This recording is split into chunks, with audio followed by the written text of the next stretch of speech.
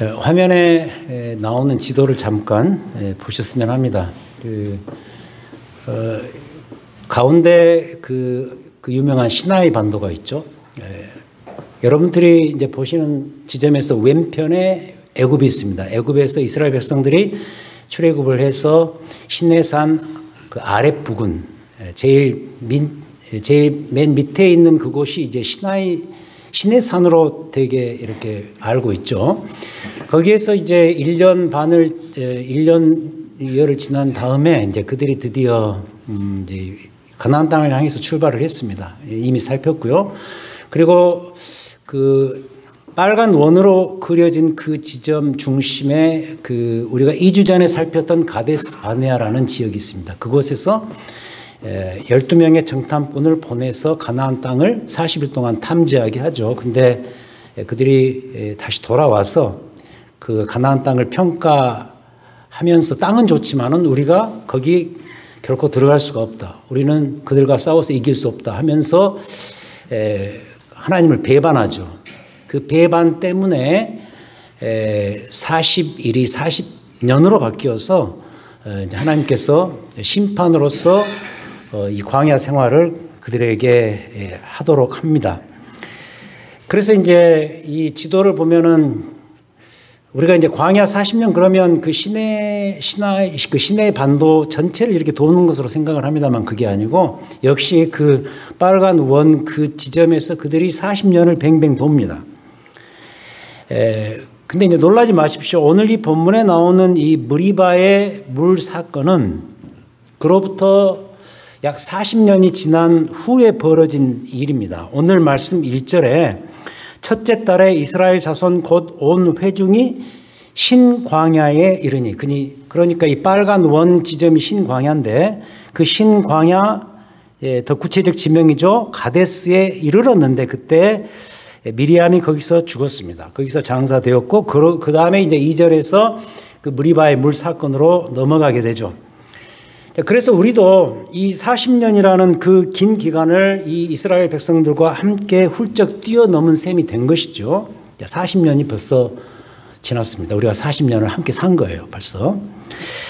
그렇다면 오늘은 이 이스라엘 백성들이 광야 40년을 다 지낸 후에 그들이 어찌 변해 있을까? 그것을 다루는 시험해 보는 날이 되겠어요. 그 시험대가 되는 본문의 사건이 뭐냐? 바로 이 무리바의 물 사건인데 그럼 그들이 이 상황 속에서 이 사건을 통해서 어찌 변해 있을까? 이제 이것을 우리가 찾아가 보기를 원합니다. 그런데 놀랍게도 우리는 오늘 이 본문 속의 주인공인 이스라엘을 지켜보면서 정말 실망을 금하기 힘들 정도로 이 면에서만큼은 거의 변해 있지 않는 것을 발견할 수가 있어요.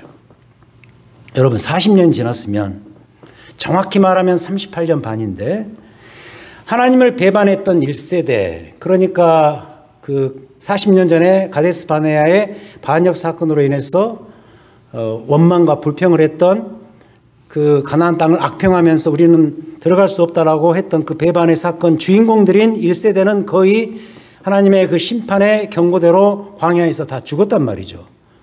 그래서 그 다음 세대 2세대가 주역이 될 그런 참인데 2세대로 넘어간 이 지점에서 그럼에도 불구하고 그들의 기질은 전혀 변하지가 않았다는 거죠. 기질, 그 템퍼러먼트 있죠. 여러분 그 기질, 뭐 멀리 갈 필요가 있겠습니까? 제 모습만 봐도 그래요. 저의 기질만큼은 그래도 세월이 흘렀으니 변해 있을 거라고 생각을 하죠. 그게 제 기대고 소망이죠. 그럼에도 잘 바뀌지 않는 것이 바로 저의 기질이에요. 세월을 약삼아서 포악함이 온유함으로 바뀌고 내 안에 끈끈이 자리 잡고 있었던 그 변덕성도 성실한 끈기로 바뀔 수가 있고 사실 저는 그리 될 수 있을지 철석까지 믿고 있었지만 특히 그동안 나름대로 예수를 잘 믿고 있었으니 나름 많이 성화가 되어서 상당히 이면에서 나아졌을 거라고 믿고 싶지만 웬걸요? 매우 중요한 순간에 인생에 살다 보면 중요한 순간들이 반드시 있습니다. 뭔가를 결정해야 되고 그 결정을 혼자 하지 않고 가족과 상의하면서 의논하면서 커뮤니케이션을 하면서 중요한 결정을 해야 될 때 불쑥 튀어나오는 그 기질. 이 기질을 저는 발견하게 되죠. 특히 안 좋은 과거의 기질. 전혀 변치 않은 거예요. 여러분, 이것을 그 상대가 가지고 있는 그 기질을 테스트할 수 있는 좋은 현장을 제가 하나 소개해 드릴게요. 운동 시합을 해보면 알아요. 같이 골프를 쳐보고 같이 테니스를 쳐보고 특히 격하게 그냥 그 다투는 몸이 부딪히는 그런 운동들 하게 되면은 그 사람의 기질을 알 수가 있어요. 신학교 다닐 때 우리 틈만 나면 그냥 마당에 그냥 가방 놓고 족구했거든요. 군대 족구. 그 전도사님이 그런 사람인지 몰랐어요. 얼마나 포악한지, 얼마나 승부욕이 강한지. 같이 운동을 해보면 그 사람 기질이 금방 판명이 나죠. 근데 보세요. 알고 보면 40년. 짧은 기간이 아니잖아요. 옛 말을 빌리면 강산이 4번 변하는 그런 긴 기간 아니에요. 그리고 실제로도 이 기간 안에 이미 말씀드린 것처럼 이스라엘 백성들은 출애굽 1세대에서 출애굽 2세대로 바뀌었어요. 출애굽 1세대는 광야에서 다 죽었어요. 광야 세대, 그리고 더 나아가서 가나안 땅에 들어가야 될 가나안 세대로 흐름이 한바탕 크게 바뀌었단 말이죠. 근데도 세월이 흐르면 기질은 바뀐다라는 어쩌면 이 세상의 상식의 법칙이 전혀 통하지 않는다는 것을 우리는 무려 40년이 흐른 후에 이스라엘 백성들의 이 장면에서 그대로 발견할 수 있다는 것이죠. 그래서 그들은 40년 전 그때나 40년 후 지금이나 변치 않았습니다. 똑같습니다. 아니요, 오히려 더 심해졌습니다. 그럼 그들의 그 변치 않은 그 기질이 뭐냐? 역시 원망과 불평, 그들의 전공 과목. 오늘 20장의 배경이 되는 이 신광야 가데스는 40년 전에 그들의 40일이 40년으로 크게 늘어났던 아픈 추억의 장소. 오늘 1절에 첫째 달에 이스라엘 자손 곧 온 회중이 신광야에 이르렀다. 그러니까 40년 후에 바로 그 지점에 온 거예요. 가데스는 더 구체적인 지명이죠. 14장 34절에서 우리 기억나시죠? 그들의 40일이 40년으로 바뀐 그러한 장면. 그러니까 이 1절은 그들이 40년 동안 그 인근을 아까 지도에 보여주었던 그 빨간 원이 있는 그 인근을 40년 내내 뱅뱅 돌다가 40년 전에 그 장소로 다시 되돌아온 그 상황이거든요. 그래서 이 장소는 자신들의 원망과 불평이 집단적으로 형성이 되면서 그때 그 원망과 불평과 함께 하나님의 약속을 저버렸던 너무너무 아픈 추억의 장소인 것이거든요. 그런데 그로부터 40년이 지난 후에 또다시 가나안 땅 입성을 목전에 두고서 또 한 번 이 자리에서 그들의 전공 과목 원망과 불평이 다시 터지고 만 겁니다. 그것도 여전히 변치 않는 바로 그 이유 뭐죠? 먹고 마시는 문제 때문에. 2절 회중이 물이 없으므로 모세와 아론에게 모여들었습니다. 3절 백성이 모세와 다투면서 말하는데 이런 이야기를 합니다. 우리 형제들이 여호와 앞에서 죽을 때 우리도 죽었더라면 좋을 뻔하였도다. 더 정확히 말하면 우리의 선조들이 이 광야에서 다 죽지 않았느냐. 우리도 그때 차라리 죽었으면 좋았을 것을. 왜? 물이 없어서. 4절 너희가 어찌하여 여호와의 회중을 이 광야로 인도하여 우리와 우리 짐승이 다 여기서 죽게 하느냐. 5절 너희가 어찌하여 우리를 애굽에서 나오게 하. 또 그 이야기. 또 40년 전 또 그 이야기. 왜 애굽에서 나오게 했어? 이 나쁜 곳으로 인도하였느냐. 그 나쁜 이유가 뭐죠? 파종할 곳이 없고 무화과도 없고 포도도 없고 석류도 없고 마실 물도 없도다. 바로 그 이유. 어때요? 하나도 변한 게 없어요. 어쩜 그리도 똑같은지 말의 문구도 거의 바뀌지 않았어. 여기서 이제 잠깐 우리 문제로 오죠. 우리도 이스라엘 백성들처럼 사실 방랑자 아닙니까? 우리 이민자들은 그냥 이 땅에 와서 얹혀 사는 아직도 나그네 같은 그런 인생이죠. 솔직히. 그렇지만 하나님께서 이스라엘 백성들을 그 바벨론 포로라는 그 미중의 사태를 경험케 하시면서도 예레미야서에 보면 그곳에 가서 잘 정착해서 살라 그런 이야기를 하시잖아요. 어쩌면 그게 은혜죠. 근데 이스라엘 백성들이 애굽에서 떠나서 광야에서 방황하고 행진하면서 살면서 살아가는 이 모습이 어쩌면 우리 이민자의 우리의 모습 그대로예요. 여러분들에게 제안을 잠시 팁으로 하나 드리고 싶은 게 뭐냐. 여러분 미국 오셨으면 특히 이 미국 오신 것이 하나님의 뜻이라고 믿으신다면 신방을 가보면 그래요. 목사님 저 이민 온 거 하나님 뜻이에요. 정말 하나님께서 인도하시고 섭리하셨어요. 다 그렇게 고백을 하세요. 진짜 그렇게 믿으신다면 가능한 한 하루라도 빨리 한국을 잊으세요. 잊으시라고요. 베이 지역에서 목회할 때 일입니다. 전번에도 아주 오래전에 이야기했으니까 다시 이야기하죠. 어떤 한 형제가 어떤 이유 때문에 한국에서 그 네로라는 대기업에 취직해서 다니다가 어떤 이유 때문에 이 미국 땅에 이민을 와서 정착하게 되었어요. 하게 된 일이 뭐냐면 이 세탁업입니다. 안 하던 일을 하다 보니까 너무 힘들었나 봐요. 그래서 제가 신방을 갈 때마다 그 형제의 입에서 나오는 그 워딩, 말이 항상 똑같았어요. 항상 똑같았어요. 목사님, 제가 남의 옷이나 빨아주려고 이 미국을 왔단 말이죠. 목사님, 이게 도대체 뭡니까 도대체?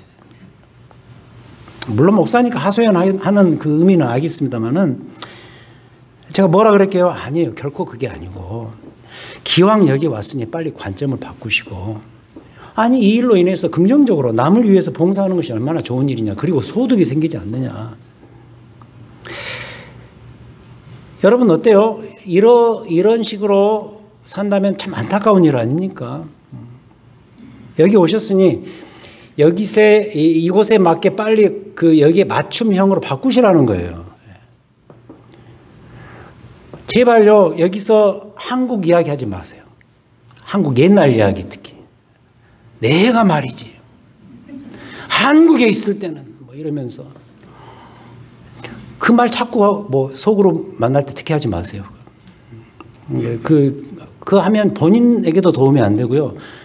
듣는 분들한테는 전혀 도움이 안 돼요. 그 듣는 분들은 그래서 어쨌단 말이에요. 이거 아니에요, 여러분. 빨리 킬로미터 빨리 바꿔야 돼. 킬로미터를 마일로 바꾸고, 킬로그램을 뭘로 바꿔야 돼? 파운드로 바꾸고. 참 쉽지 않아요.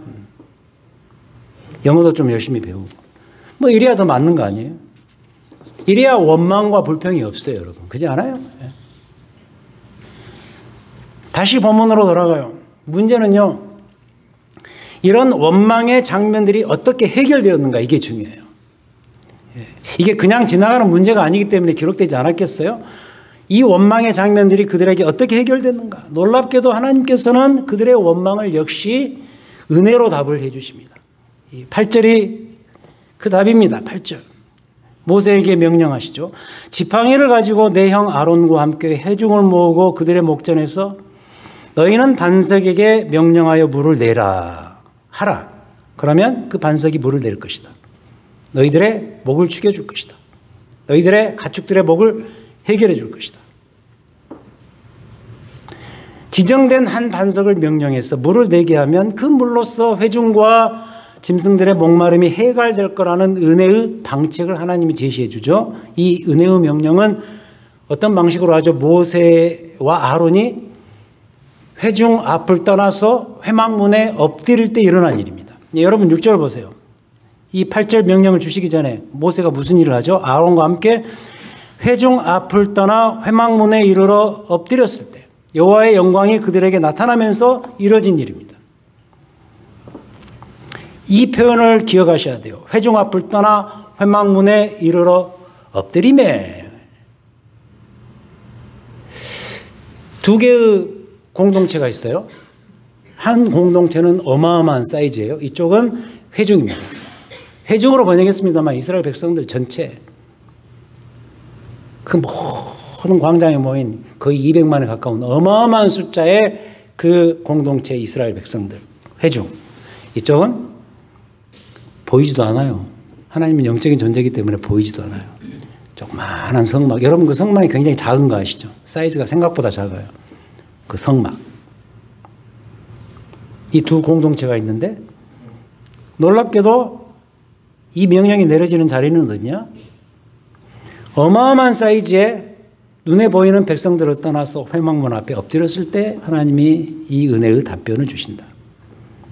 이 회중 공동체를 보세요. 뭐가 있어요? 거기에 뭐가 있어요, 여러분? 눈에 보이는 백성들이 보입니다만 참 무서운 사람들이죠. 그들에게 보이는 것은 배반과 원망의 표정들밖에 없고 수많은 백성들의 그 무서운 표정들밖에 없고 모세의 귀에 들리는 것은 그들의 구시렁구시렁하는 원망의 소리들 뿐이고 그러나 그가 여호와를 만날 수 있는 회막문 앞으로 가면 사정이 달라져요. 회막문 앞에 여호와의 임재가 있고 여호와의 은혜가 있어요. 거기 가서 엎드리자 여호와의 영광이 나타나면서 하나님의 은혜가 선포돼요.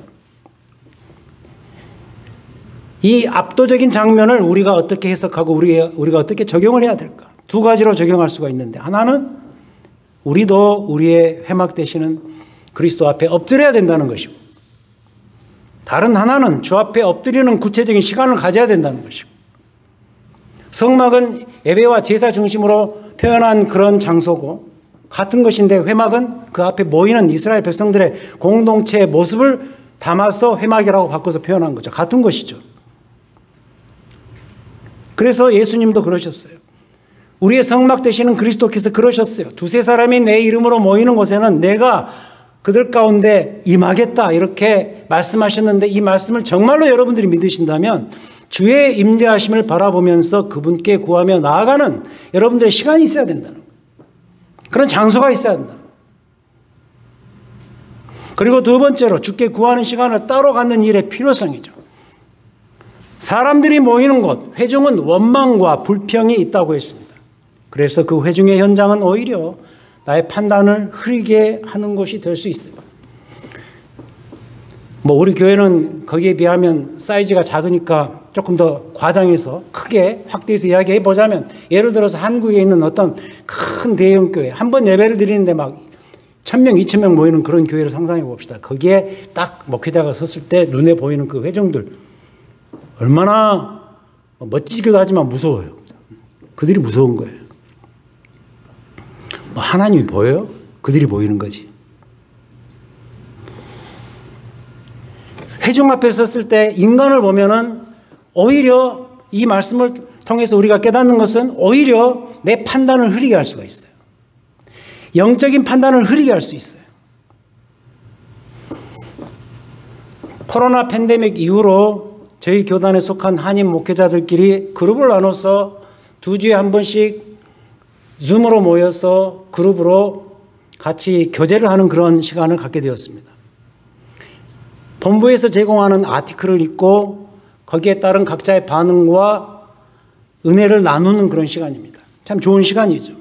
전번 미팅 때 주제가 뭐였냐면 그 아티클의 주제가 팬데믹 이후로 부흥하는 교회의 10가지 특징이었어요.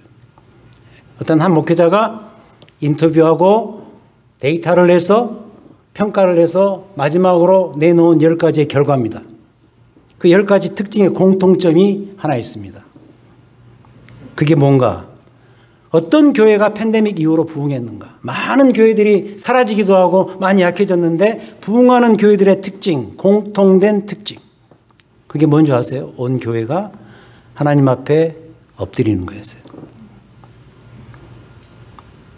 예를 들어서 복음의 본질로도 돌아가고 더 기도하고 더 개혁적인 말씀 선포에 충실하고 이런 교회들이 부흥했다는 거예요. 거기서 그런 이야기를 합니다. 어떤 팬시한 프로그램, 다음 세대를 위한 좋은 더 나이스해 보이는 여러 가지 교회 프로그램과 환경들, 다양한 행사들 필요해요. 근데 그런 것들은 일단은 다 그 밑이라는 거예요. 그 다음 문제는 복음의 본질로 향하는 교회만이 그 어려운 상황을 극복하면서 부흥을 했다라는 매우 구체적인 수치적인 평가예요. 시사하는 바가 크지 않아요? 사람들이 많이 모이는 곳에 가면 더 많은 것이 해결될 수 있을 것 같죠? 전혀 그렇지 않습니다. 오히려 대중을 떠나서 개인적으로 하나님의 뜻을 파악할 수 있는 그런 장소로 더 가야 맞습니다. 예배의 자리, 기도의 자리, 큐티의 공간 이런 것들이죠. 저희 교회가 좀 반성할 점이 있어요. 팬데믹 이후로 모임들이 많이 없어졌어요. 특히 기도하는 자리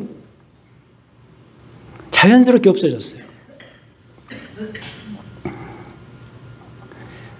여러분 자신의 회마문을 찾으셔야 돼요. 주일 한 번에 이 예배로 모든 걸 해결하려고 하지 마세요. 해결될 수도 없고요. 여러분의 매일의 일상의 삶에서 하나님을 개인적으로 가족적인 차원에서 전심으로 찾는 구체적인 그 자리가 없을 때 여러분들의 삶은 부흥할 수가 없어요. 영적인 부흥은 상상도 할 수 없어요. 모세를 보세요. 그 많은 회중을 떠나서 여호와 앞에 엎드릴 때 문제가 해결돼요. 그래야 여러분 하나님을 만나요. 근데 그럼에도 불구하고 그 이후 모세가 실패합니다. 여기까지 왔으면 회막문에 엎드려서 하나님께서 다 이렇게 은혜로 답을 해 주셨으면 좋은 방향으로 가야 될 것 같은데 모세가 그 다음 실패를 해요. 곧바로 등장하는데 놀랍게도 모세가 하나님의 뜻을 잘못 전해요. 잘못 이해를 했는지, 잘 이해했는데도 잘못 전했는지, 잘못 선포했는지 분간이 쉽게 안 가는 대목인 게 사실입니다만은 어쨌든 모세는 이 대목에서 하나님의 뜻을 잘못 선포합니다. 10절입니다. 유명한 구절이죠. 10절. 모세와 아론이 회중을 다시 이제 회중 앞으로 간 거예요. 모세와 아론이 그 회중을 그 반석 앞에 모아요. 반석을 치라 그랬으니까 그 반석 앞에 모아요. 그리고 모세가 그들에게 이렇게 말하면서 이 일을 행합니다. 뭐라 그러죠? 반역한 너희여 들으라. 여기까지는 맞아요. 뭐라 그러죠? 우리가 너희를 위하여 이 반석에서 물을 내랴? 표현이 좀 그렇죠? 이 반석에서 물을 내랴? 그러면서 손을 들어서 11절 그의 지팡이로 반석을 2번 치니 물이 많이 솟아나오므로 회중과 그들의 짐승이 마셨다. 자, 이 본문을 잘 보셔야 돼요. 모세가 이 지점에서 어떤 모습으로 행하는가, 적어도 기록된 내용만 가지고 이야기할 때 적어도 깊이 그 마음속에 자리 잡고 있었던 짜증, 분노, 원한으로 이 반석 치는 일을 처리해 버렸던 것 같아요. 그래서 그가 반석을 2번 쳐요. 어쩌면 불필요한 일을 한 셈이죠. 한 번 칠 것을 2번 친 것 자체도 문제겠지만 2번을 반복해서 치면서 그가 가지고 있었던 분노의 감정이 더 컸던 것으로 보입니다. 그러니까 아마 회중을 보면은 막 그냥 씩씩거리면서 화가 나는 것 같아요. 화가 나지 않겠어요? 그죠? 그냥 구시렁구시렁 다 하니 얼마나 화가 났겠어요. 여호와의 임재가 있는 회막문 앞으로 가요. 그러면 다시 여호와의 영광이 나타나면서 들어요. 근데 이제 아마 그럴 때 그 마음이 안 바뀐 것 같아요. 하나님 맞는 거 아는데요. 하나님 맞는데요. 그 마음 품고 알았습니다 하나님 하고 가니까 또 보이는 거예요. 그래서 그냥 냅다 2번 친 거죠. 하나님께서 그 심중을 보신 거죠. 그러면서 하나님이 여기에 대해서 평가를 하십니다. 그게 12절이죠. 여호와께서 모세와 아론에게 이르시되 너희가 나를 믿지 아니하고 이스라엘 자손의 목전에서 내 거룩함을 나타내지 아니한 거로 너희는 이 회중을 내가 그들에게 준 땅으로 인도하여 드리지 못하리라.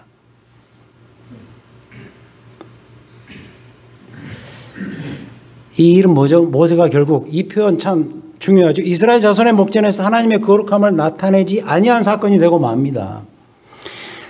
여러분 아시죠? 이로 인해서 모세가 어찌 되지요? 이 때문에 모세는 가나안 땅에 들어가지 못합니다. 24절을 보세요. 24절.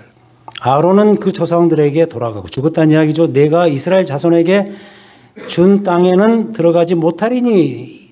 자, 여기 나오죠. 이는 너희가 무리바 물에서 내 말을 거역한 까닭이라. 그때 그 사건 때문이다. 이 이야기를 하시는 거죠. 그래서 새로이 나온 이 땅 지명이 뭐냐? 무리바입니다. 무리바. 여러분 가지고 계시는 성경 무리바 그 밑에 이 각주가 있죠. 다툼. 그러니까 이 장소는 이 사건은 이스라엘 백성들이 결국 하나님을 시험하고 하나님과 다툰 사건이 되고 만 거죠. 그럼 보세요. 이게 가능한 일일까요? 이스라엘 백성들이 우리라고 생각한다면 여러분 우리가 하나님과 다툴 수 있어요? 설사 하나님과 다툰다고 한들 하나님을 우리가 이길 수 있어요? 여러분 야곱 기억하시죠? 야곱이 그 원래 이름이 그 야곱이라는 뜻의 이름이 속이는 자예요. 어떻게 이름을 또 그렇게 지었는지 참 속이는 자. 그 인생 자체가 속이는 거죠. 근데 다시 그가 고향으로 귀환하면서 그 유명한 천사와 씨름하는 장면, 그 씨름이라고 번역을 했지만 사실 격투기예요.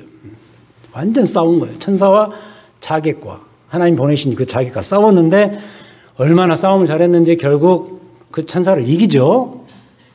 그래서 그 천사가 이기지 못하고 야곱에게 내가 너를 이기지 못한다 그러면서 이름을 하나 지어주는데 이스라엘입니다. 여러분 이스라엘의 뜻이 그거예요. 하나님과 겨루어 이기다. 근데 잘 보세요. 저는 여기서 태클을 걸고 싶어요. 결국 야곱이 하나님을 이겼을까요? 진짜로 이겨서 하나님께서 이스라엘 하나님 나와 겨루어 이기다라고 이름을 주셨을까요? 저는 아니라고 봅니다. 물리적인 싸움은 이겼어요. 그러나 실제로는 졌어요. 그 것의 증거가 뭔지 아세요? 천사가 야곱의 환도뼈를 치죠. 그때부터 절어요. 그 저는 그 모습 자체가 증거예요, 하나님께. 역설이에요. 그죠? 신앙은 역설이에요. 역설 천지예요. 지는 게 이기는 거예요. 십자가의 수치로 끝까지 낮아지니 부활의 영광으로 높아지는 거예요. 끝까지 겸손해지니 하나님께서 그를 높여주시는 거예요. 역설이에요. 하나님께 이기려면 어떻게 해야 돼요? 하나님께 져야 돼요. 하나님께 지는 것이 이기는 거예요. 똑같아요. 여러분들의 삶에도 똑같아요. 문제는 하나님을 이기려 들지 마세요. 하나님께 이기려 들면 100점 100패예요. 지는 것이 오히려 진짜로 이기는 인생이 돼요. 지금의 이스라엘을 보세요. 똑같아요. 하나님과 다퉈요. 마실 물 때문에 하나님과 다퉈요. 결국 그들이 원하는 물은 실컷 마셔요. 하지만 이로 인해서 하나님과 다투는 초유의 사건이 벌어지고 말아요.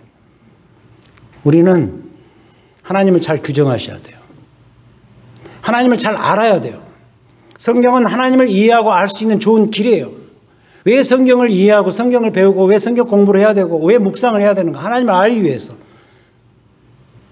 그 하나님을 알고 난 다음에 여러분들이 내리셔야 될 결론이 뭔지 아세요? 아, 하나님은 내가 과연 그 앞에 엎드릴 만한 그런 분이시구나.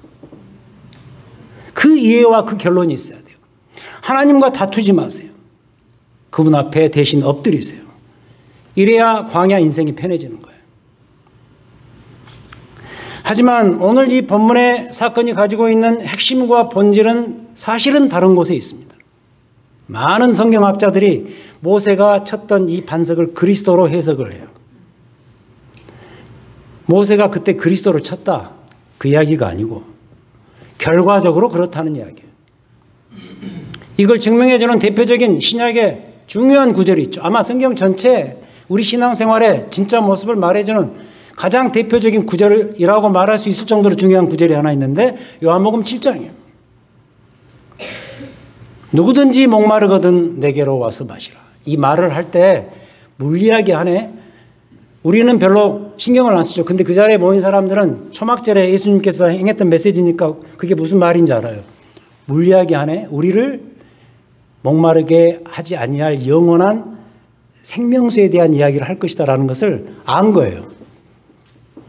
근데 내게로 와서 마시라. 갑자기 요새 뜨고 있는 한 랍비가, 예수라는 그 랍비가 갑자기 나타나서 누구든지 목마르거든 내게로 와서 마시라. 그냥 무슨 마실 생수를 제공해 줬다는 그 이야기가 아니라 무슨 이야기인지 알아요. 내게로 와서 마시라. 그러면서 더 폭발적인 이야기를 하는데 나를 믿는 자는 성경의 이름과 같이 그 배에서 생수의 강이 흘러나오리라 이야기를 하는 거예요. 성경의 이름과 같이. 이게 무슨 이야기인지 아세요? 여기 성경 구약 성경이거든요. 구약 성경에서 계속 말해 왔던 것처럼 바로 그 생수, 그 해결할 수 있는 영원한 그 물이 내 배에서 이 생수가 영원히 흘러나올 것이다. 나를 마시라, 그 이야기는. 오, 와우. 이 구약 성경이 그럼 어딜까요? 성경에 물 이야기가 참 많아요. 창세기부터 나와요. 에덴에서 발원한 그 내강 이야기가 나오고, 시편에서 수없이 물을 가지고 신앙에 대한 이야기를 하고, 특히 여러분 잘 아시는 에스겔 47장 새성전 문지방에서 물이 콸콸 계속해서 흘러나오는데 처음에는 뭐 무릎을 차다가 허리까지 차고 그 물이 온 세상을 적셔서 회복시키는 그 에스겔 성전의 환상, 거기에 그 물 이야기가 나오죠. 그러니까 예수님이 성경의 이름과 같이 그 배에서 생수의 강이 흘러나오리라 할 때 그 구약 성경의 구절은 어딜까요? 그 내용은 무엇일까요? 저는 이 장면일 수 있다고 생각을 해요. 바로 이 장면. 무리바의 물. 그리고 아까 말씀드린 에스겔 성전 환상. 그래서 이런 결론이 나와요. 광야 40년의 끝자락에서 비록 이 사건이 그들이 하나님과 다툰 사건이 되긴 했지만 하나님께서는 정말 놀랍게도 바로 이 자리에서 오히려 더 큰 은혜를 궁극적으로 베풀어 주신 거예요. 물도 풍성히 주셨지만 이걸 모델 삼고 그림자 삼아서 지금의 우리에게 우리의 진정한 반석 되시는 예수 그리스도를 통하여서 영원한 생수를 공급해 주셨다는 거예요. 그걸 실제적으로 말해주는 최대의 사건이에요. 놀랍지 않습니까? 이 스토리의 전개가. 근데 요한복음 아까 말씀드린 7장 37절 39절에서 그 마지막 부분에서 이런 이야기를 해요. 요한 사도가 이렇게 해석을 합니다. 이는 이 물 이야기를 하는 것은 이 물은 그를 믿는 자들이 받을 성령을 가리켜 말씀하신 것이라. 예, 성령 충만한 삶. 그리스도께서 떠나시면 보내실 그 성령을 실제로 마시면서 사는 그 성령 충만한 삶이 가져다주는 삶의 축복을 미리 거기서 말씀해 주신 것이죠. 그러면서 나를 마시라 그러는 거죠. 예, 저는요 그래요. 누군가 이 이야기를 나눈 적이 있습니다만 하나님께서 우리에게 주신 창조물 중에 가장 신비한 물질이 뭘까? 한때요 제가 걸으면 여러분 그 걸으시면서 산보하시면서 그냥 그냥 걷지 마세요. 뭐 좀 생각하시고 그리고 보면서 즐기면서 그리고 영성을 가지고 좀 한번 걸어보세요. 그러면서 제가 언제부턴가 산보를 하면서 나무에 꽂힌 적이 있었거든요. 나무 어떻게 하나님은 나무라는 이 존재를 생각하셨을까? 이 나무가 가져다주는 축복이 대단하더라고요. 그 나무 이름 다 몰라요. 그냥 참나무만 아는데 그 외에 뭐 다른 나무 보니까 너무 신기한 거예요. 그 나무가 가져다주는 축복이 너무 대단하더라고요. 그래서 이제 한때 그랬는데 이제 언제부턴가 바뀌었는데 물로 갔어요. 물이 너무 신비한 거예요. 세상에 물만큼 신비한 게 없더라고요. 세상에 어떻게 하나님은 정말 천재시네. 물이라는 것을 생각하셔서 우리에게 이 물을 선물로 주셨을까? 이런 생각. 여러분 물 없이 살 수 있어요? 몸에 수분이 없으면 금방 죽고 음식에도 수분이 없으면 맛이 없고 물로 다 씻어내고 물로 다 해결이 돼요. 물만큼 생명력이 강한 물질도 없어요. 근데 그 물을 도구 삼아서 예수님이 우리에게 뭐라 그러시죠? 내가 너의 삶의 생수가 되어주겠다. 그래서 우리는 그분을 마시면 그분이 주신 성령을 마시면 그때 다 해결이 되는 거예요. 여러분 삶에 만족이 있으세요? 어쩌면 그 순간적인 만족을 위해서 열심히 사시겠죠. 얼마 전에 와이프하고 그런 이야기를 나눈 적이 있어요. 왜 이렇게 심장이 뛰는 일들이 별로 없을까? 어렸을 때는 참 많았던 것 같은데 어렸을 때는 그 심장이 뛰는 일이 나름 꽤 있었어요. 소풍 가기 전날 그 김밥 내일 아침이면 엄마가 일어나서 김밥을 싸겠지 가지고 소풍 가는 날 그 전날의 그 희열 1년 내내 크리스마스만을 기다리며 살았던 그때의 인생. 지금 그런 게 없어요. 지금은 뭐 얼마든지 소풍도 내 마음대로 갈 수 있고 더 맛있는 김밥 사서 갈 수 있고 다 삶이 옵션이고 내가 다 취사 선택할 수 있어요. 그러다 보니까 가슴 뛰는 일이 별로 없어요.